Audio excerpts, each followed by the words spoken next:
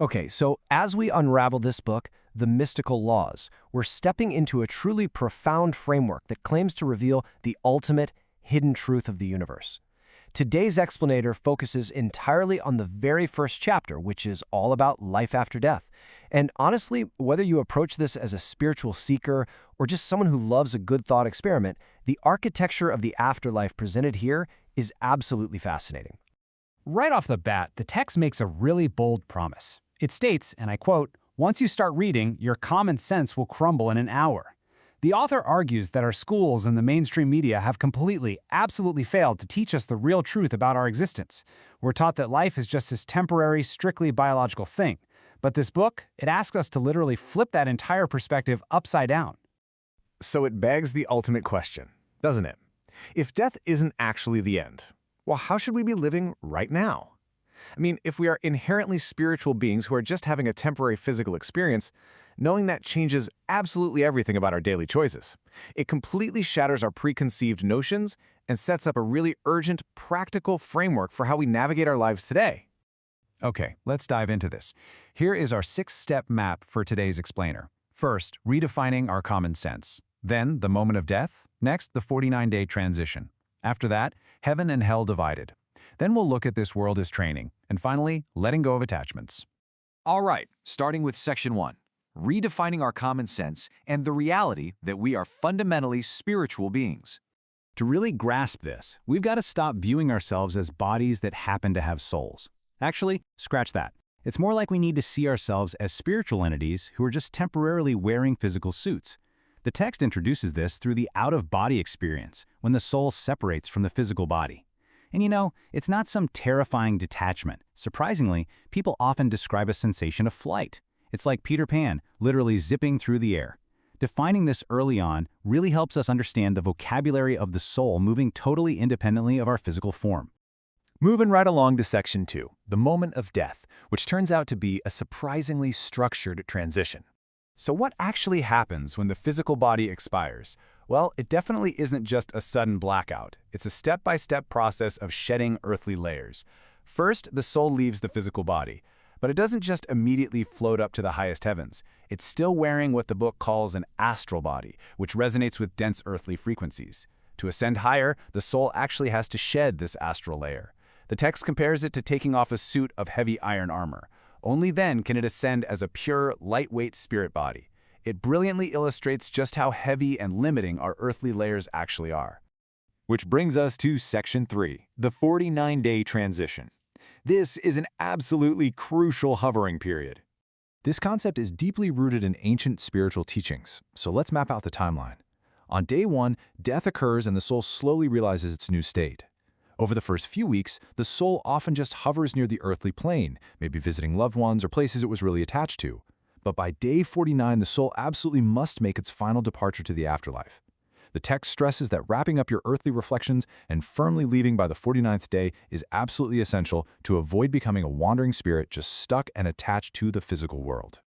The text also touches on tragic circumstances, specifically suicide, with a lot of directness and empathy. It notes that suicidal souls often don't even realize they are dead, simply because they lack that spiritual knowledge in life. And because of that, they find themselves endlessly repeating their tragic final actions, like jumping off a building over and over again, feeling the physical impact, reforming, and jumping again. It's a continuous loop until they finally awaken to the fact that they are spiritual beings. It's a really sobering look at why understanding our spiritual nature is presented as so vital.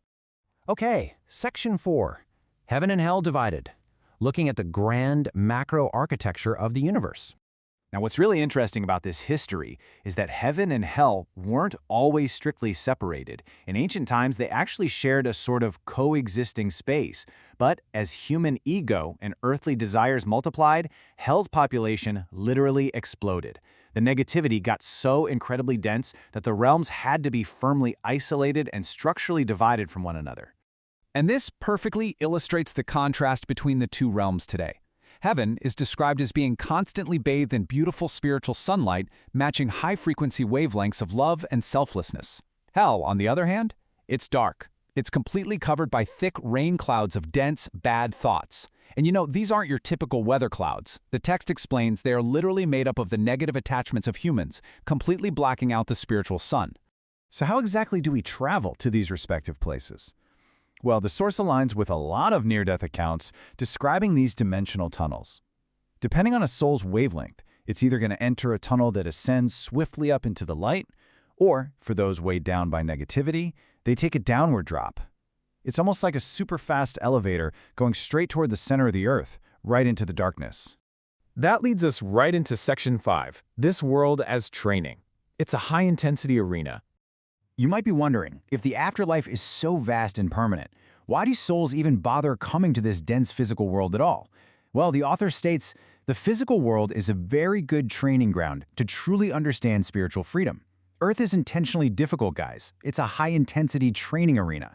Because the spiritual world is so fluid and free, souls can actually get a bit complacent, so they willingly choose to endure the gravity, the friction, and the sheer hardships of the physical world because it provides the ultimate contrast to help them truly appreciate and earn that spiritual freedom. And here is a massive takeaway for you, the ultimate spiritual ROI.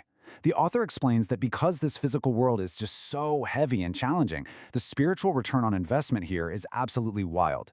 Get this, one single year of deep self-reflection and progress in this difficult physical world equals a massive 10 years of spiritual progress in the afterlife.